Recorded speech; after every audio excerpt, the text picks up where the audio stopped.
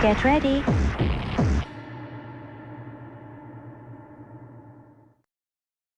Hi, my name is KAZ RILEY, and this is the Hypnosis Live 247 network. And trancing in the sheets with me today is the absolutely amazing Freja Njorden, or Njorden. I always get it wrong. It doesn't matter. She'll forgive me. She loves me, really.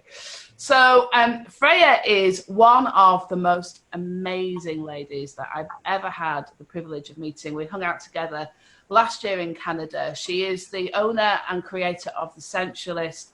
She works right across the board with sexual issues, sexual dysfunction, ethical erotic hypnosis, and has just some of the most amazing ideas and amazing experiences to share with us today.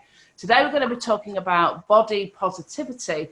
But before I do that, before I go over to Freja, just a quick message really from the sponsors of today, which is just to let you know that when you signed up for this network, you were sent a link that gave you $100, or I think it might even be a $200 travel card, which you need to go and activate, which you can use in a wide range of hotels. And also, if you'd like to, you can learn more information about how travel cards can help your business.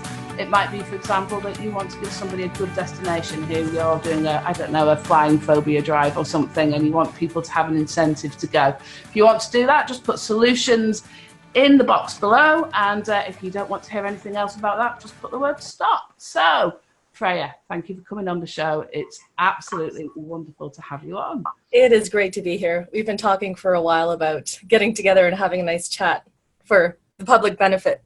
Yes, and absolutely. And I'm really excited. So this is probably, well, no, there's no probably. I've already hooked you into this. This is going to be the first of several conversations that Freja and I are going to have.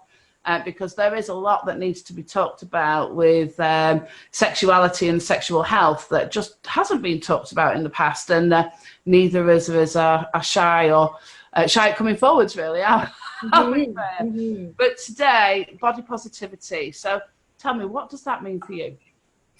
Well, first of all, I think body positivity is something that's really glossed over. People talk about it, but they'll talk about it in passing, or they'll kind of throw something at it. Oh, you have to feel good about your body, and nobody really talks about what that means, and nobody really talks about why or how.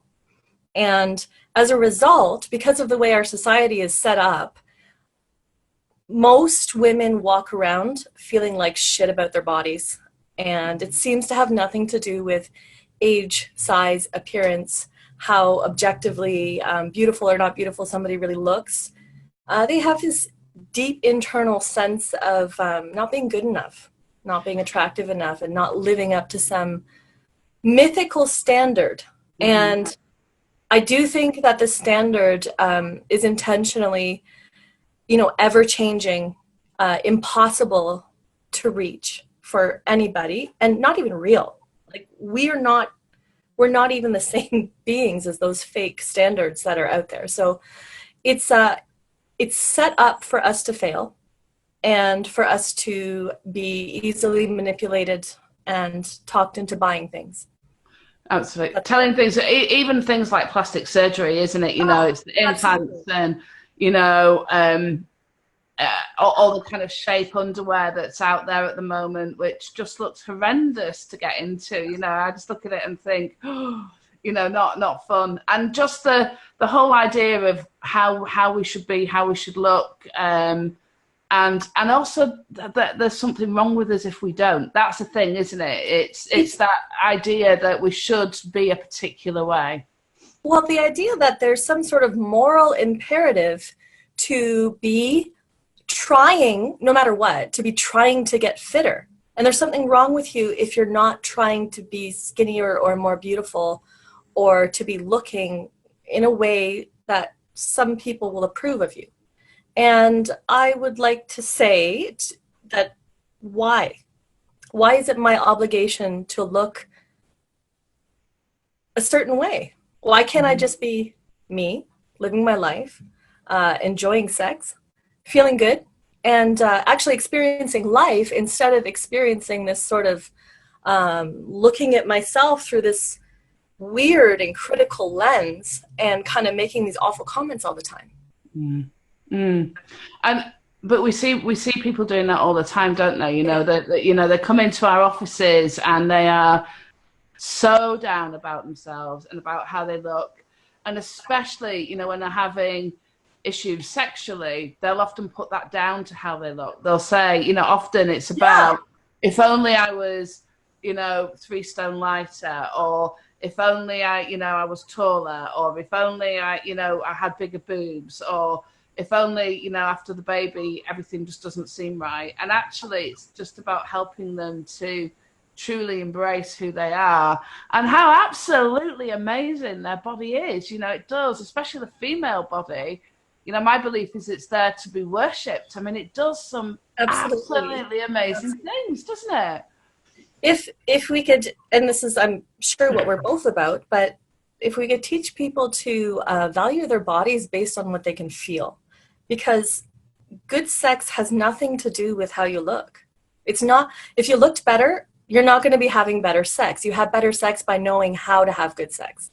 And that really has nothing to do with how you look. But at any age, and I would say actually with maturity, you develop the ability and the patience to feel more, to put the time into it, to put the knowledge into it. You can feel so much. And I think we need to start valuing our bodies that way. Not, do I look like this? No, okay, I'm not good enough. No, it's, what can my body feel? Wow, like how much more can my body feel? Because I think most people would be amazed at how much they can really feel. Oh, absolutely. I mean, that's, I know it's that old phrase, isn't it? Feeling is healing. And actually it is. I mean, we feel so much. And actually a lot of the things that, you know, that women are being told to do or, you know, find themselves doing. And this isn't shaming anybody either that chooses to have plastic surgery or a breast enhancement or anything like that. You know, that's their choice. We're about choice. But a lot of those things actually take sensation away. So, you know, I had a lady in here who had had a breast augmentation and had lost the sensation in her nipples, which is one of the most sensual sexual parts of the body, but she'd done it to make herself more attractive. So on one hand, she felt she kind of looked better, but then she couldn't feel it, which is, to me, seemed tragic. You know, luckily with hypnosis, we can do things with that, but it's just tragic, isn't it? Yeah. Well, what's interesting too is that if you actually talk to men about sex, and I'm not talking 18-year-olds who have only ever been jerking off to porn and that's all they've ever done, but adult men, their enjoyment comes from how much you're enjoying what they're doing. So it makes sense for you to enjoy yourself and your own body as much as humanly possible. And that's what they're getting off on. They're not, you know, of course, men love women's bodies. Women love the women's body, women who are into women, but they're not getting off on you looking perfect. They're tuning into your erotic energy and how aroused you are, and that's upping their energy, and it becomes this feedback loop. Absolutely. And that's one of the most amazing things about sex, sensuality, intimacy, isn't it? It's that kind of shared kind of almost like vortex of energy, isn't it? That you created. And when you know when you look at that, and I'm sure this is the thing as well, you know, as we get older, you know, I'm getting old now, I'm nearly 46. So but certainly the way that I approach sex is much more of a, you know, I'm not really thinking about what I look like or, you know, whether I look weird, I might be hung off the bed in a weird you know, weird position or something. It's just much more about what I'm feeling and what I'm experiencing. Yeah. And being able to tell somebody, isn't it, what you want and how you want it. That's a biggie that a lot of women, in terms of their own body positivity, they can't even say, I like to be touched here in this particular way. And that's a biggie as well, isn't it? Yeah, because they're afraid, well, they're afraid of being seen. And then they're afraid that that particular body part is not going to be appealing enough for somebody, for their lover to spend a lot of time there. And it's false. Yeah. that whole concept of, I lost my train of thought. I was thinking about what you said about hanging off the bed. I kind of got that image of it. Well, let's talk about that. That's fine. But it's true, isn't it? When, you know, when we think about, you know, that we think about body parts, but actually, you know, anybody saying to you, when we say to a man, I always joke, you know, but although I'm not joking really, it's something, you know, my tongue's often in my cheek, but, you know, I always say men generally, especially as we get older, are just so absolutely grateful that one will even let them touch us, let alone that we actually want to engage and have sex with them. And actually, when you really engage with somebody in that way, that's the whole kind of positivity, isn't it? They're not looking at, you know, whether or not you've got a bit of weight on your hips, or you've got stretch marks from when you had a baby, or, you know, whether your boobs have dropped because, you know, you're 46 and you're not 26 anymore. They're just delighted to be in that energy and that space. Mm-hmm. And I think if we can help women to encapsulate and capture that energy and to feel their own energy, they would realize how amazing and powerful that is. It's really powerful. And I think it's coming at sex from a space of love, which when you're looking through that lens of love, everything is really, really beautiful. If you're sort of disconnecting, objectifying, putting yourself just as an image to be looked at, or something to be used, or it's not something that's actually engaging, the more disconnected you get, the more objectified you become, mm-hmm. and the less attractive mm-hmm. you feel, and the less attractive you actually are, just sort of energetically and in every other way. Well, it's that depersonalization, isn't it? And if there is a time that you really don't want to feel depersonalized, is when you're having sex or when you've been very intimate with somebody, isn't it? It's the time when you want to feel your own energy and feel somebody else's at the highest possible vibration, really, isn't it? You know, it's that's when, well, there's nothing more primal than having sex, really, is there? You know, it's that there's, you know, it's not an elegant thing to do. It's just an amazing thing to do. And I think people worry about that as well. You know, do they? Yeah, you're right. Angle, yeah. Or, you know, is the hair all over the place? And actually, again, you know, there's nothing sexier than somebody that's confidently a big mess, is there? You know, while they're enjoying themselves and really kind of diving into deep eroticism. It's an amazing thing. So what? Oh, sorry, go ahead. No, so what would you, when somebody comes in to see you and it's very evident to you that they have a poor body image about themselves, either personally or sensually or sexually, how do you go about kind of helping them? Where's your starting point for most people, if there is a most people starting point? Well, it's really diverse, but there's always a bunch of different positions. You're familiar with perceptual positions. Mm-hmm. So there's that dialogue that they have with themselves. So this is when they're getting dressed, when they're in the shower, when they're looking in the mirror, when they're in the change room. There's a dialogue that happens, and that has to change first. So we change that. First of all, we identify what they're saying, because some people aren't aware that they've got this running horrible commentary of things that are just so nasty. And we change that one, and then we take the other position, what they imagine other people are thinking about them. It may or may not be true, it doesn't matter.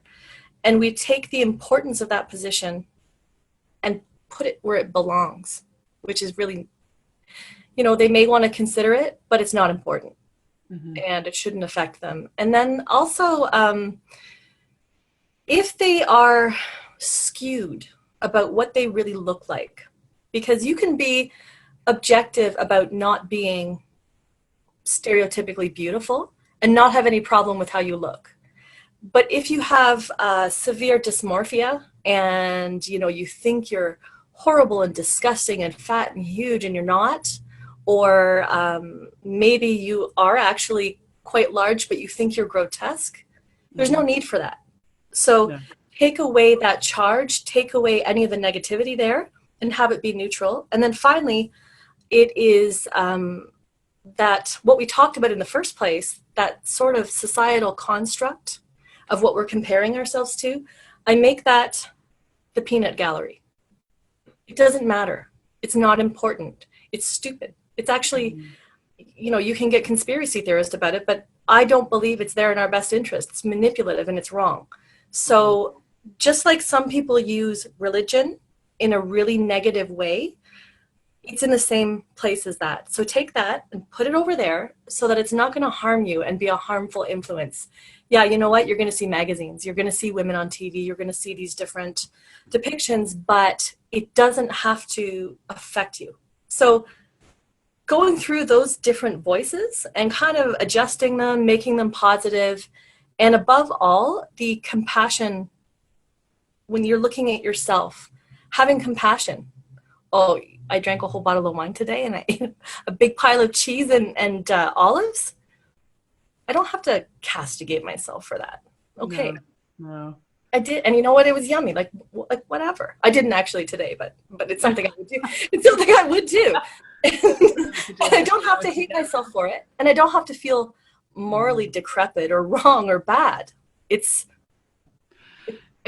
interesting, isn't it? I know one of the things that I've started to do is I kind of looked at the fashionable body shape across the ages, and what you can see is that just about every different shape and size has been the kind of fashion at some point in history. You know, I know when I was younger, you know, when I was kind of at that kind of 17, 18, it was all twiggy. Everybody was very waif-like. Even now, looking now, that's changed very much. It's much more curvaceous, isn't it, than it was in the sort of late 80s, early 90s. If you look back again at the 40s, and then you go further back to kind of Victorian times when everybody was much more voluptuous, and then you look at different cultures. So if I get somebody who's kind of really stuck in that rut and they really can't get out, it's kind of, I just show them all these different body types that are deemed as beautiful, which is actually every body type, isn't it? There's every single one of them. I think it's really important to see realistic depictions of people, not just, oh, what was beautiful too, even though that's important too, because it is, oh, somebody finds my body type attractive. Wow, that's nice, because even if it's only a few people, at least somebody does. And that can feel good. But also seeing all ages, seeing vaginas that are not airbrushed, and you know, the vulvas, the bellies, the breasts. And there is a movement of female photography now that is wonderful. It's bringing awareness. Do you know that The Bodies of Mothers book? I haven't, but I saw the documentary that was on over here with the lady that had, I think it was 100 vaginas that she'd or vulvas actually that she'd photographed. I think it's a similar kind of thing, is it? Or yeah, it's just a compassionate and beautiful compilation of mothers' bodies. You know, with the breasts and the bellies and the changes and this and that, and totally normalized. It's not putting them in erotic poses, but it's nude and beautiful. So she's doing one now for seniors. I forget the word that she used for them. What did she call them? I can't remember. But she's showing... it was a really lovely word. I can't remember. Yeah, and some people took offense to it, but she was like, no, look, being old should not be something to be ashamed of. Really. And it's true. You should not be ashamed of your body because it droops down to here or looks a certain way. Actually, for the first time, I went to a sex club in April, and it was beautiful to see the variety of bodies and ages just walking around, just being there, completely comfortable, completely open. It was nice. Really nice. It's how it should be, though, you know, isn't it? Because, you know, in life, there's a whole host of different kind of bodies. They may be clothed, but they're just walking around. And, you know, that every one of those bodies, at some point, somebody's adored or loved or does. And, you know, and that could have just been this morning. It doesn't matter how old you are, And that's truly what body positivity is, isn't it? It's not about being positive because you don't meet an ideal. It's about being positive about your body because it's your body, which is an entirely Because it's your thing. body, not because somebody else says it's beautiful. It's just because it's your body. Every one of those people that you see in the grocery store, no matter what they look like, is capable of experiencing beautiful erotic ecstasy. Every single one of them. And I've probably seen a lot of them in the studio. And for a massage. And it's really beautiful when you look at them through that light, instead of looking at them through, oh, look how big that belly is, or wrinkly, or whatever. But when you see them through that energy and through that beautiful, sensual, pleasurable light, it makes a big difference. And that, I think, is a great place to stop. That's true, isn't it? It's just about, it's about the energy a person has, rather than and being able to see that in everybody. And we do so often see it in others, but often people don't see it in themselves, and that's kind of where it falls apart, isn't it? So this is going to be the first of many conversations that we're going to have here on it's the Hypnosis 247 Live Network. And I'm really excited to be having these conversations. We've been talking about having these conversations, and to do it with such amazing, strong women as well is a real privilege to me. So thank you so much for coming on. Well, thank you for having me. I appreciate it. And again soon, my lovely. And thank you for everybody that's watched. So we'll see you soon. All right. Good night.